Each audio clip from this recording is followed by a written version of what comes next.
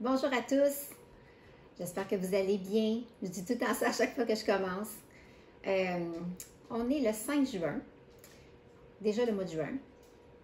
Le temps passe vite, c'est ce que je me rends compte. Moi, je ne vois pas les journées passer, je ne sais pas pour vous, là, mais le temps file énormément. On est déjà rendu le mois de juin. Et le message que je veux vous apporter aujourd'hui, c'est changer le monde un geste à la fois. Vous allez voir, c'est vraiment un message puissant, puis j'espère que ça va vous encourager.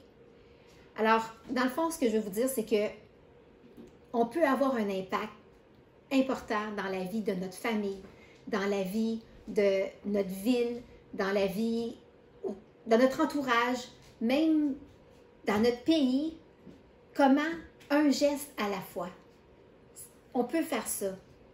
Un sourire, une prière, une main tendue, une écoute attentive, le non-jugement aussi. Tout ça, ça se résume par l'amour, non? C'est ça pareil. L'amour, ça change tout. L'amour peut changer la vie de quelqu'un. L'amour que vous démontrez à quelqu'un, ça peut vraiment changer leur destinée au complet. C'est super important.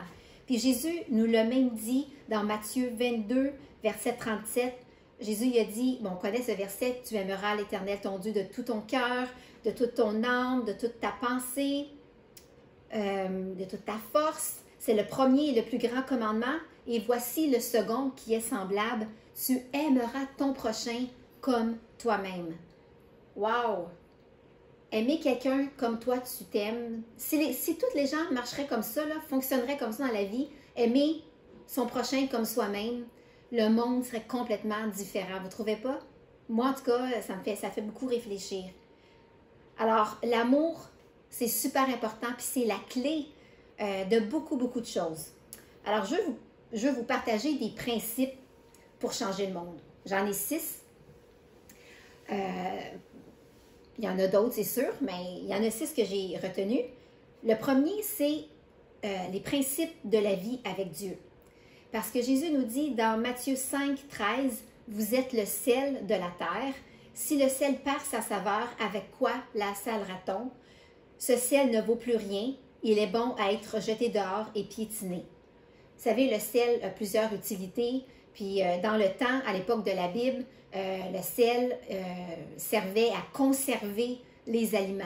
Puis les disciples, c'était vraiment quelque chose de drastique parce que Jésus parlait à ses disciples à cette époque-là d'être le sel de la terre. Donc les disciples devaient préserver, conserver les principes moraux et spirituels dans leur société.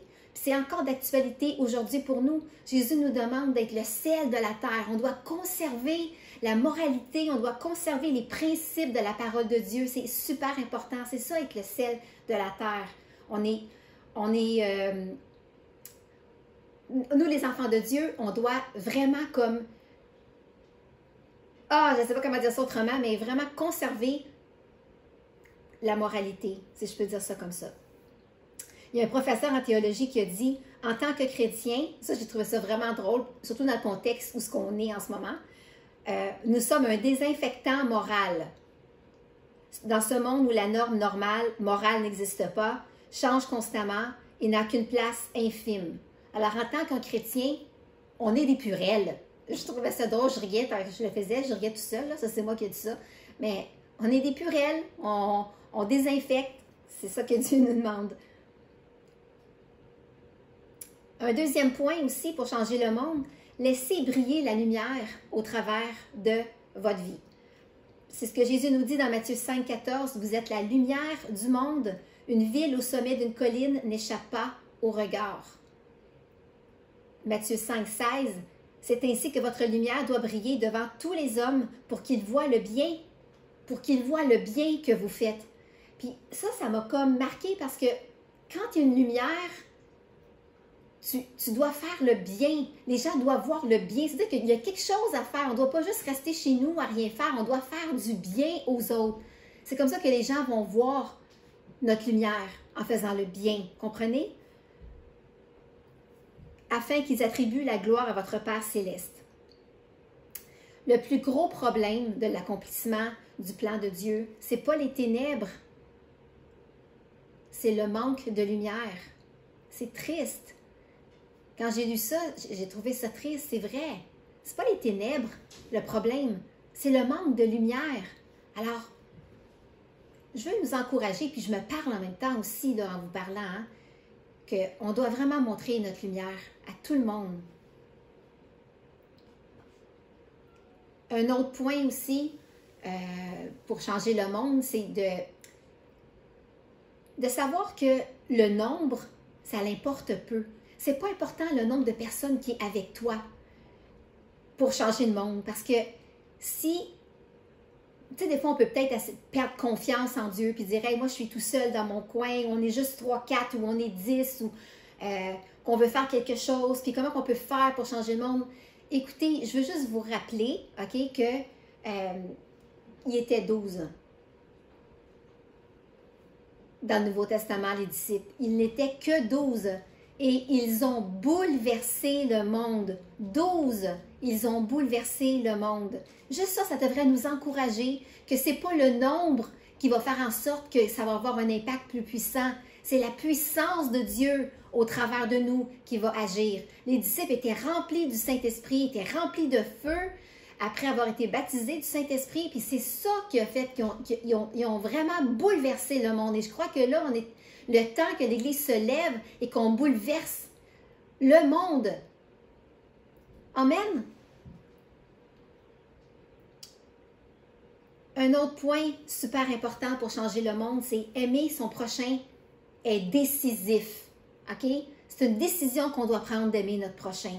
Ça dit dans Romains 12, 21, « Ne te laisse jamais dominer par le mal. Au contraire, sois vainqueur du mal par le bien. » Si on est jaloux, si on a de la haine envers les autres, on a perdu la bataille. Martin Luther King Jr. il a dit « L'obscurité ne peut chasser l'obscurité.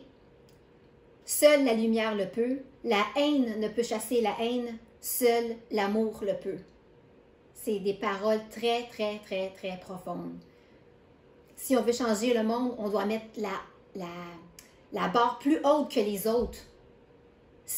Les chrétiens, on doit mettre la barre plus haute au niveau de l'amour, au niveau de plein de choses. On doit mettre la barre plus haute que le monde. On doit se démarquer des autres. Surtout quand on est confronté à des comportements de haine. Il faut apprendre à répondre avec de l'amour. Un autre point super important aussi pour changer le monde, c'est communiquer correctement.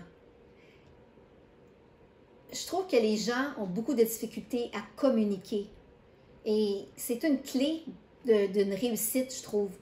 Ça dit dans Proverbe 15:1, « Une réponse douce apaise la colère, mais une parole blessante excite l'irritation. » Il y a un dicton qui dit que on peut avoir raison, puis pourtant perdre une personne ou quelque chose. Tu sais, des fois, on tient tellement à avoir raison, là, puis on devient comme en colère parce qu'on veut gagner notre point. Est-ce que ça vaut vraiment la peine de perdre les personnes autour de toi parce que tu veux absolument gagner ton point? C'est la façon de répondre à tout ça, c'est super important. Ne laissez pas votre fierté ou votre tempérament, excusez-moi, contrôler votre communication. Je répète, ne laissez pas votre fierté ou votre tempérament contrôler votre communication. Et j'ai été super émue du témoignage de Grégory Charles. Je ne sais pas si vous le connaissez, Grégory Charles, mais c'est un artiste québécois qui est, il est assez connu, ça me surprendrait que vous ne le connaissiez pas, au travers le Québec, même au travers le Canada, puis peut-être même le monde, au travers de d'autres pays, il est connu aussi. Là, il fait de la musique, il est compositeur, interprète, en tout cas, il a fait beaucoup, beaucoup, beaucoup de choses. Puis il a fait un commentaire sur sa page Facebook au sujet de tout ce qui s'est passé dernièrement aux États-Unis. Puis je vais vous lire son commentaire. J'en ai coupé une partie parce qu'il était long, mais ce que je vais vous lire aussi, c'est long, mais je veux vraiment prendre le temps de lire exactement ce qu'il a écrit parce que c'est vraiment profond et ça parle beaucoup, beaucoup, beaucoup, beaucoup, justement. Ça nous apprend des choses aussi. Alors, il dit ceci. J'entends depuis une semaine la voix de mon père. OK, Grégory Charles, son père, c'est un homme noir et qui était marié avec, je crois, une Québécoise. En tout cas, sa mère est blanche. Donc, il a vécu là dans le temps des années, ben, je vais vous le lire. Alors, j'entends la voix de mon père, qui est décédé, by the way. Alors, son père a dit ceci. « Ton grand-père est né sur une plantation. Il n'avait ni le droit à la propriété, ni le droit à l'éducation. Mais il s'est élevé quand même. Il est devenu policier. Tout le monde l'aimait et il aimait tout le monde. Il faut répondre à la violence par plus de courage et plus de compassion. C'est ce que la voix de mon père me répète depuis quelques jours. » Mon père a marché avec Martin Luther King. Il était à Washington en 1963. Il était des 250 000 personnes venues réclamer l'égalité des chances. Il a entendu la chanteuse Mahalia Jackson supplier Martin Luther King d'interrompre sa spectaculaire envolée oratoire sur les promesses non tenues de l'Amérique pour partager plutôt avec l'Assemblée réunie devant lui son rêve « I have a dream ». Je l'entends me raconter ce moment historique. J'entends sa voix dans ma tête, dans mon cœur. Je l'entends me dire que la seule façon d'être heureux, c'est d'être libre, et que la seule façon d'être libre, c'est d'être capable d'aimer quelqu'un ou quelque chose plus qu'on s'aime soi-même. Et là, c'est Grégory Charles qui écrit ça. Les États-Unis sont affligés par une maladie qu'ils ont contractée dans leur enfance, le racisme. Ils ont fait des progrès depuis 400 ans, mais il ne semble pas y avoir de vaccin pour cette maladie. Ils avancent, puis ils régressent. Ils font des rechutes.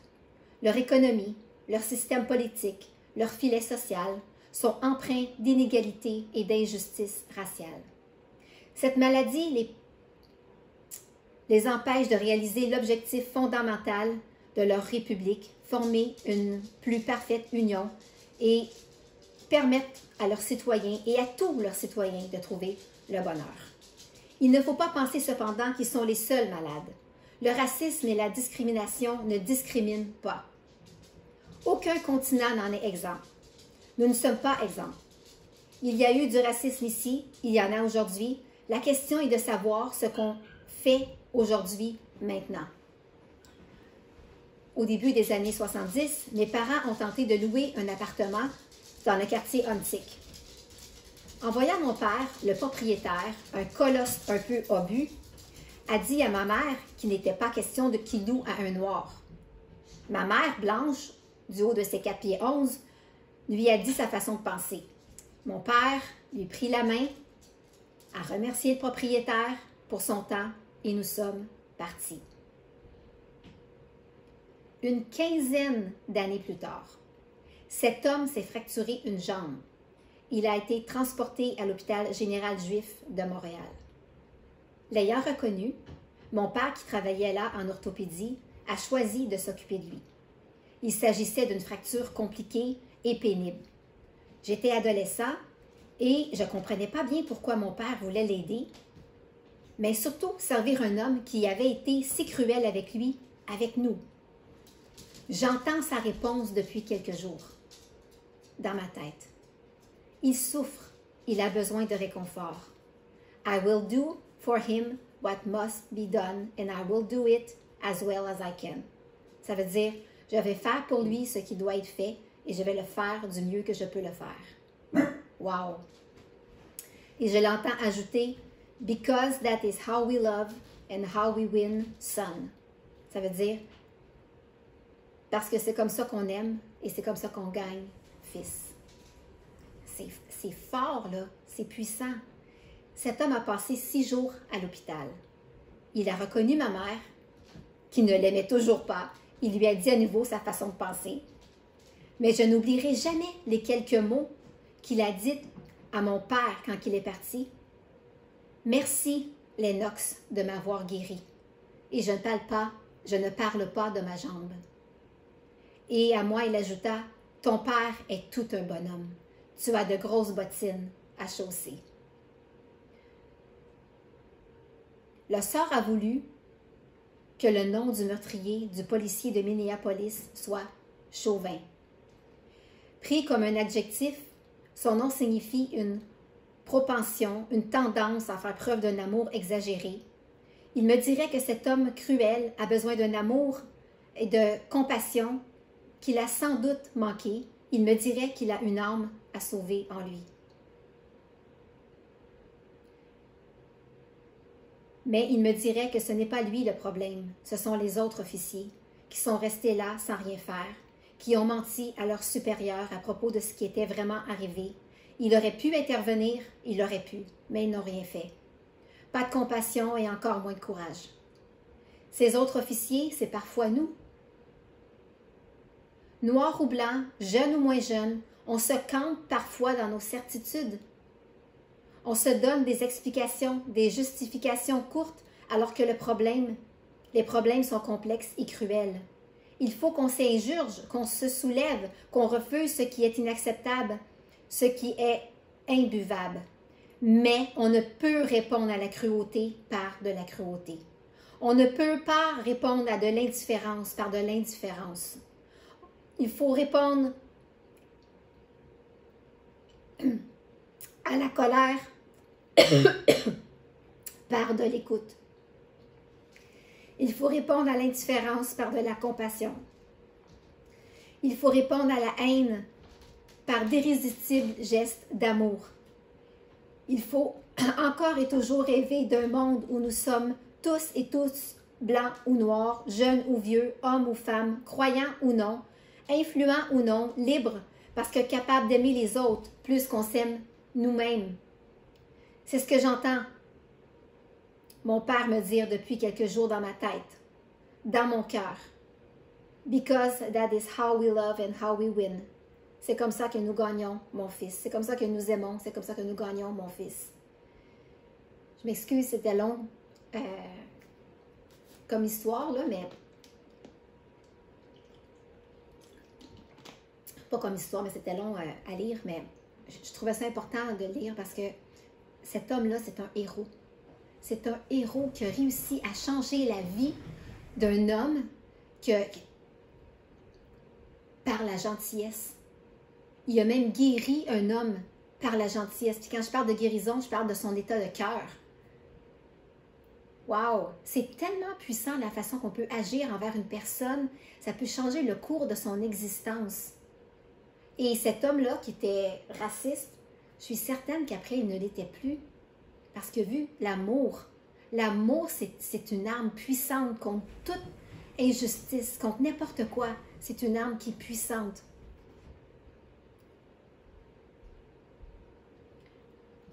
Puis, est-ce que vous réalisez des fois qu'on peut vivre des choses, les gens sont injustes avec nous,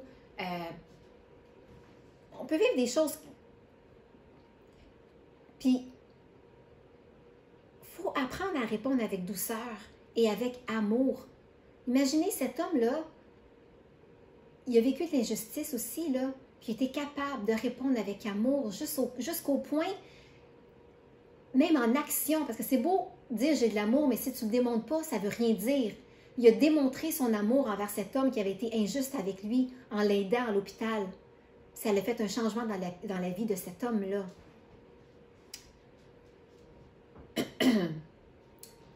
Proverbe 10-12, ça dit « La haine fait surgir des conflits, alors que l'amour couvre toutes les fautes. » Jacques 1,19 « Ainsi donc, mes frères bien-aimés et sœurs bien-aimés, que chacun soit prompt à écouter, lent à parler, lent à se mettre en colère. » Proverbe 16-32 « Celui qui est lent à la colère vaut mieux qu'un héros. » Wow! Je ne sais pas si ça vous parle, mais moi, ça me parle. Dans le fond, pour Dieu, un héros, c'est celui qui est lent à la colère. C'est pas facile. C'est pas facile, ça. C'est facile de s'emporter. C'est beaucoup plus facile de s'emporter. Tout le monde sait ça. C'est facile de s'emporter pour n'importe quelle situation, je parle. N'importe quelle situation, on est vite des fois à s'emporter. Mais pour Dieu, tu es un héros si tu es lent à la colère. Puis ça dit ensuite dans le verset, dans Proverbe 16, 32, « Et celui qui est maître de lui-même que celui qui prend des villes. » J'ai une autre petite histoire à vous raconter. Elle n'est pas tellement longue celle-là, mais ça fait vraiment, vraiment réfléchir. Puis sûrement que vous l'avez déjà entendu cette histoire-là, mais j'aime les histoires qui parlent. Fait que je vais vous la lire. Il était une fois un garçon avec un sale caractère. Je suis sûre que ça ne concerne personne, cette histoire-là. Mais bon, si jamais ça vous concerne. Son père lui donna un sachet de clous. Il lui dit d'en planter un dans la barrière du jardin chaque fois qu'il perdrait patience et se disputerait avec quelqu'un. Le premier jour, il en planta 37 dans la barrière. Les semaines suivantes, il apprit à se contrôler et le nombre de clous plantés dans la barrière diminua de jour en jour. Il avait découvert qu'il était plus facile de se contrôler que de planter des clous. Finalement arriva le jour où le garçon ne planta pas le moindre clou dans la barrière. Il alla voir son père pour lui dire qu'il n'avait pas planté de clous ce jour-là. Son père lui dit alors d'enlever un clou dans la barrière pour chaque jour où il n'aurait pas perdu patience. Les jours passèrent et finalement le garçon put dire à son père qu'il avait enlevé tous les clous dans la barrière. Le père conduisit son fils devant la barrière et lui dit « Mon fils, tu t'es bien comporté, mais regarde tous les trous qu'il a dans la barrière. Elle ne sera plus jamais comme avant. Quand tu te disputes avec quelqu'un et que tu lui dis quelque chose de méchant, tu laisses une blessure comme celle-là. Tu peux planter un couteau dans un homme et après lui retirer, mais il restera toujours une blessure. Peu importe combien de fois tu t'excuseras, la blessure restera. » Ouais, ça fait réfléchir. Il faut tellement faire attention à la façon dont on parle aux gens, de toujours essayer de marcher dans l'amour. C'est comme ça qu'on change le monde, avec l'amour. Le 6e point pour changer le monde, c'est avec Jésus, on est plus que vainqueur. Ça, c'est super important de comprendre ça. Puis Jésus a dit dans Jean 16, 33, « Je vous dis ces choses afin que vous ayez la paix en moi. Vous aurez des tribulations dans le monde, mais prenez courage, j'ai vaincu le monde. » Jésus a parlé à ses disciples, il a dit ça à ses disciples juste avant qu'ils soient trahis et qu'ils soient crucifiés même. Il voulait les avertir que oui, puis il nous avertit encore aujourd'hui, vous allez passer des tribulations, vous allez en avoir des épreuves, mais gardez votre paix, vous êtes vainqueurs. C'est important de garder notre paix. Je veux revenir sur le verset, je ne vais pas revenir, mais au niveau de aimer. Dans Jean 13, 34, « Je vous donne un commandement nouveau. Aimez-vous les uns les autres comme je vous ai aimé. Vous aussi aimez-vous les uns les autres. À ceci, ça c'est super important, à ceci tous connaîtront que vous êtes mes disciples, si vous avez de l'amour les uns pour les autres. » Les gens vont voir qu'on est des disciples de Jésus si on a de l'amour. Tu sais, des fois, on pense que, oui, il faut évangéliser, il faut apporter la parole de Dieu, puis tout ça, mais les gens remarquent plus la façon qu'on agit de ce qu'on peut dire. Je ne sais pas si vous comprenez. Si vous avez beaucoup de l'amour, puis tout ça, les gens vont remarquer, wow, des gens sont différents, ils ont de l'amour, il y a quelque chose que les autres n'ont pas. Comprenez?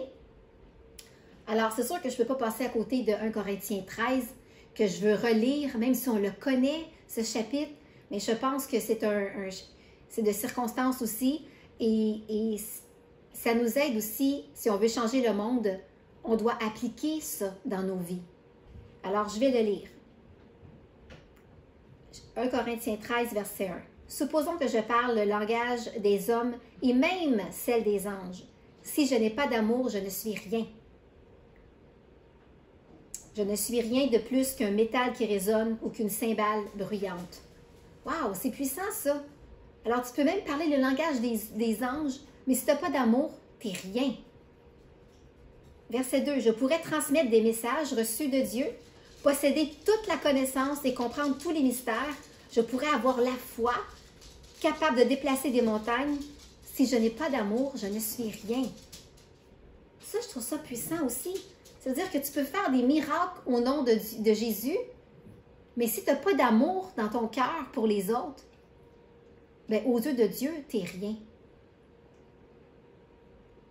Essayez de penser à ça, là, comment c'est important d'avoir de l'amour. Comment que, pour Dieu, c'est important qu'on démontre de l'amour les uns envers les autres. Je pourrais même distribuer tous mes biens aux affamés et livrer même mon corps aux flammes. Si je n'ai pas d'amour, ça ne me sert à rien. Quand même, moi je me dirais, hey, si je donne toute ma maison, mon auto, tous mes biens, je vais être une bonne personne. Mais si je n'ai pas d'amour, ça ne me sert absolument à rien. C'est très, très puissant ce que je dis. Qui aime est patient, est bon. Il n'est pas envieux, il ne se vante pas, il n'est pas prétentieux. Qui aime ne fait rien de malhonnête, n'est pas égoïste, ne s'irrite pas et n'éprouve pas de rancune. Qui aime ne se réjouit pas du mal, il se réjouit de la vérité. Qui aime supporte tout et garde toutes circonstances, il garde dans toutes circonstances la foi, l'espérance et la patience. L'amour est éternel. Les messages divins cesseront un jour. Le don de parler en langue inconnue prendra fin.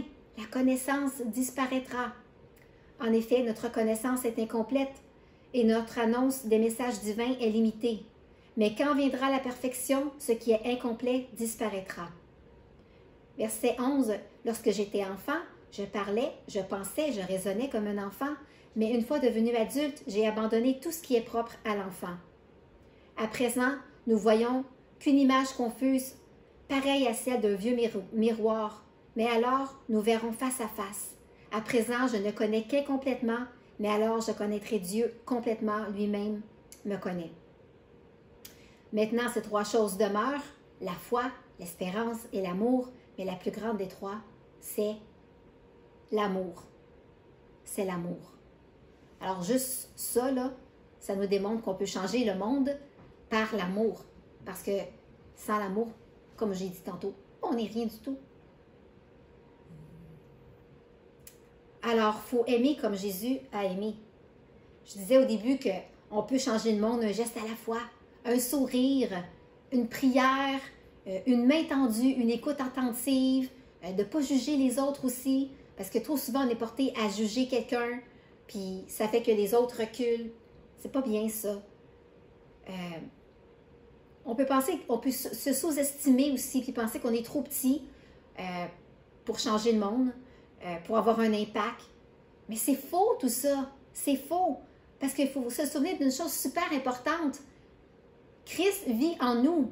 On n'est pas seul. Christ vit en nous. Alors oui, on veut, quand je dis changer le monde, c'est toucher les gens. Toucher les gens pour qu'ils connaissent Christ.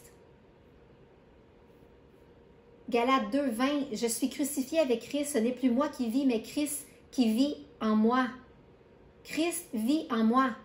Alors c'est sûr que vous devez passer du temps avec Dieu, hein? Christ vit en toi. Puis comment qu'on peut voir que Christ vit en toi? C'est par les fruits de l'esprit. Ça, c'est super important, puis je veux vraiment en parler dans Galates 5, 22. Mais le fruit de l'esprit, c'est quoi? C'est l'amour, la joie, la paix, la patience, la bonté, la bienveillance, la foi, la douceur et la maîtrise de soi. Alors, c'est pour ça que je reviens sur « faut que tu passes du temps avec Dieu » parce que tout ce que je viens de dire, là, le fruit de l'esprit, là, c'est le caractère de Jésus. OK? C'est son caractère. Jésus, il est amour, Jésus, il est joie, Jésus, il y a de la paix, il y a de la patience, il y a de la bonté, il y a tout ça, là. Il y a de la douceur, il y a de la maîtrise de soi. Alors, plus tu passes du temps avec lui, plus tu deviens comme lui. C'est comme dans le naturel, plus tu passes du temps avec quelqu'un, plus tu vas lui ressembler. Tu vas même développer une certaine façon de parler. C'est patois, si on peut dire. Tu vas commencer à parler, tu vas commencer à rire comme lui, tu vas même commencer des fois à penser comme cette personne-là. Parce que tu passes du temps avec cette personne-là. Alors, quand tu passes du temps avec Dieu, ben, tu lis, surtout, tu lis sa parole, tu deviens comme lui. Tu es transformé de gloire en gloire. Mais pour ça, tu dois vraiment passer du temps avec lui. Parce que les fruits de l'esprit, ça ne pousse pas comme ça, là, du jour au lendemain. Les fruits de l'esprit, ça pousse dans ta relation avec Dieu. C'est vraiment important. Puis on doit avoir ces fruits-là parce que la Bible dit que si notre arbre n'a pas de fruits, il va être coupé et jeté au feu. Alors, c'est important de regarder, est-ce que j'ai des fruits dans ma vie qui démontrent que ma relation avec Dieu. Alors, l'expression de notre caractère, ça révèle les fruits qu'on porte. C'est vrai, hein? Si tu rencontres quelqu'un qui est colérique, qui ment, je pourrais dire qui vole ou whatever, quoi que ce soit, ben c'est son caractère, c'est ses fruits à lui. Alors, tu reconnais une personne par les fruits. C'est même un verset dans la Bible. Alors, le premier, c'est l'amour. C'est le premier sur la liste, l'amour. Puis, de l'amour découlent tous les autres fruits après. Dieu est amour, puis son amour réside en nous. Puis c'est un commandement, comme j'ai dit, donné par Jésus. Aime Dieu, puis aime ton prochain comme toi-même. Puis c'est vraiment irréalisable par nous-mêmes. On ne peut pas aimer son prochain comme nous-mêmes sans l'aide de Dieu, OK? Ça prend l'aide de Dieu. Puis il le fait. C'est... Le cœur humain, il est égoïste. Qu'est-ce que tu veux? Il est médiocre. Fait qu'on a besoin d'avoir le cœur de Dieu pour aimer. De voir les gens avec les yeux de Dieu. Aimer les gens au travers les yeux de Jésus. Vous comprenez? Alors ça, c'est le premier fruit. La joie et la paix, c'est des caractéristiques du royaume de Dieu. Puis ils sont produites dans nos cœurs par le Saint-Esprit. Il y a une joie qui existe, puis une paix qui existe des fois dans les circonstances favorables qui arrivent dans notre vie. Mais ça, c'est pas la vraie joie, puis c'est pas la vraie paix. C'est une joie puis une paix qui sont temporaires, qui vont passer quand que, oups, on va avoir une épreuve ou quelque chose comme ça. Mais quand c'est la joie et la paix qui viennent vraiment du Saint-Esprit, c'est wow! C'est une paix qui va au-delà de ce qu'on peut même imaginer ou penser. C'est la paix qui vient d'en haut. Quand on développe les 3 premiers fruits, donc l'amour, la joie, la paix, on développe une stabilité émotionnelle. Puis là, ça va nous aider à améliorer notre caractère, puis ça va être plus facile de cultiver les autres fruits, qui sont quoi? La patience, la bonté, la bienveillance, la douceur, la maîtrise de soi. Puis ces 5 fruits-là que j'ai nommés, bien, on doit les cultiver pour les autres autour de nous.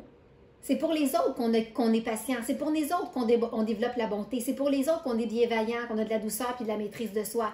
C'est pas des fruits pour nous-mêmes, c'est des fruits pour les autres qui nous entourent.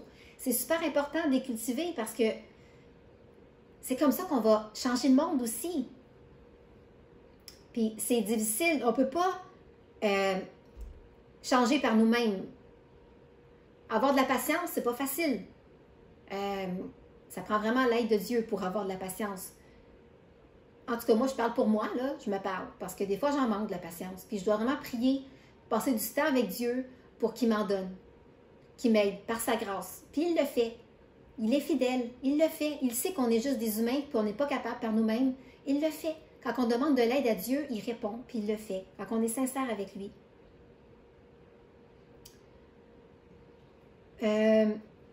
C'est sûr que le plus grand obstacle, c'est notre chair, hein, parce qu'elle fait des désirs contraires à l'esprit.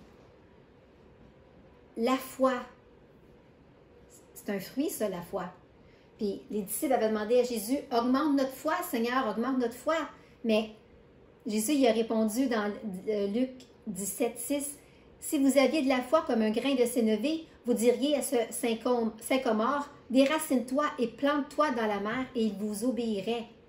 La foi vient de ce qu'on entend de la parole de Dieu. Alors, c'est important de lire notre parole. Parce que c'est de là que notre foi est bâtie. Il faut la cultiver. C'est super important. Il faut cultiver notre foi.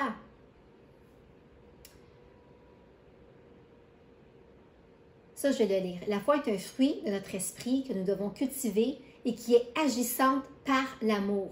Ce qui revient à dire que si tu marches dans la haine en refusant de pardonner aux autres, ta foi ne sera pas agissante. Wow! Tout repose sur l'amour. Tout ce que je vous parle aujourd'hui, là, ça repose tout sur l'amour. Alors, vous voulez changer le monde? Oui, vous pouvez changer le monde. Vous pouvez absolument, avec Dieu, changer le monde. Changer le monde pour que les gens puissent connaître Dieu. Comment? Cultiver l'amour, comme je disais tantôt. Faites un geste d'amour. Les gestes parlent plus fort que les mots. Vous pouvez dire à une personne « je t'aime, je t'aime, je t'aime » sans jamais faire de geste. Si mon mari là, me disait tout le temps « Nat, je t'aime »,« Hey Nat, je t'aime », puis il ne ferait rien pour me montrer qu'il m'aimait, je me poserais des questions. Mais mon mari m'aime, je le sais, parce qu'il fait des actions qui me le prouvent. Comprenez? Donc, c'est important de, quand on dit qu'on aime, qu'on ait des actions pour appuyer ça. Aidez les gens autour de vous le plus possible. Aidez les gens autour de nous. Je suis tellement fière, moi, à l'église, qu'est-ce qu'ils font? Voyons, je perds le mot, là. Projide. Je suis tellement fière de notre église, puis de Pietro, Isabelle, puis de nos pasteurs qui ont permis que... Puis tous les ouvriers qui travaillent le vendredi, c'est ça de l'amour.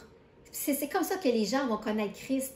C'est vraiment ça. C'est comme les gens arrivent et ils disent que, wow, ils voient combien ils sont remplis d'amour. Ça touche les gens, ça. Vous comprenez? C'est concret. Eux, ils prennent de leur temps pour faire ça, puis ça touche beaucoup de personnes. Alors, c'est ça l'amour. Pardonne. Pardonne aussi. C'est important de pardonner. Sois humble. Tu sais, il n'y a rien de... Je ne sais pas pour vous, là, mais moi, j'aime pas me tenir à côté d'une personne puis me sentir écrasée parce que la personne se sent tellement supérieure. Il y en a des gens comme ça que tu te mets à côté puis tu te sens vraiment comme « Oh, je me sens tout petite à comparer cette personne-là. » Soyez humble. Hein? Que les gens puissent voir qu'on est tous égaux. OK? Vis dans la paix avec tout le monde. Essaie. Autant que cela t'est possible, la Bible dit. Vis dans la paix. Souris. Les gens en ont tellement besoin. Les gens ont besoin d'un sourire. Des fois, on se dit, ah, c'est juste un sourire. Mais ton sourire, là, ça peut changer la vie, la journée, pas la vie, mais la journée d'une personne. Parce que tu souris, ben, elle avait besoin cette journée-là. Des fois, vous ne saurez jamais que vos gestes ont fait une différence dans la vie de quelqu'un. Vous allez le savoir au ciel, quand Dieu va lire, vous allez voir l'histoire de votre vie, puis vous allez voir toutes les actions que vous avez faites. Ah ouais, cette personne-là, ça a fait un impact dans la vie quand j'ai dit ça, quand j'ai fait ça. Mais vous allez voir que des fois, on fait des choses qu'on ne pense pas que ça a un impact dans la vie de quelqu'un. Le plus important, parle de Jésus. Puis, c'est plus facile de parler de Jésus quand si les gens voient ton témoignage de la façon que tu agis. Si tu es une personne colérique, qui est toujours en train de se plaindre, qui est toujours en train de critiquer des autres, ben parle pas de Jésus, s'il vous plaît. C'est mieux pas, parce qu'ils ne voudront rien savoir de Dieu. Mais parlez de Jésus avec votre témoignage. Laisse passer une personne dans une file d'attente. J'entends des affaires là, de chez Walmart ou whatever, que des batailles quasiment parce qu'une a passé en avant de l'autre ou l'autre a passé a dépassé la ligne. Come on, là, on est des enfants de Dieu. On représente le royaume de Dieu ici sur terre. On est des ambassadeurs. On ne peut pas se comporter comme les gens du monde. Laisse ton banc à quelqu'un qui en a besoin dans l'autobus. Si quelqu'un te coupe en voiture, bénis-le. Bénis-le. Sois différent. Sois rempli du Saint-Esprit. Change le monde. J'espère que ça vous a béni. J'espère que vous avez le goût de faire une différence dans ce monde qui en a tellement besoin. Ils ont besoin d'amour, ils ont besoin de Jésus, ils ont besoin de vous. Soyez bénis, je vous aime beaucoup. J'ai hâte qu'on se voit, je vous dis tout le temps, mais j'ai hâte que l'Église reprenne. J'ai hâte qu'on puisse se voir encore. Puis j'ai hâte à dimanche qu'on se voit au Zoom. Soyez bénis, passez une belle journée. Ensoleillée en plus, fait beau. Fait que, bye, à la prochaine.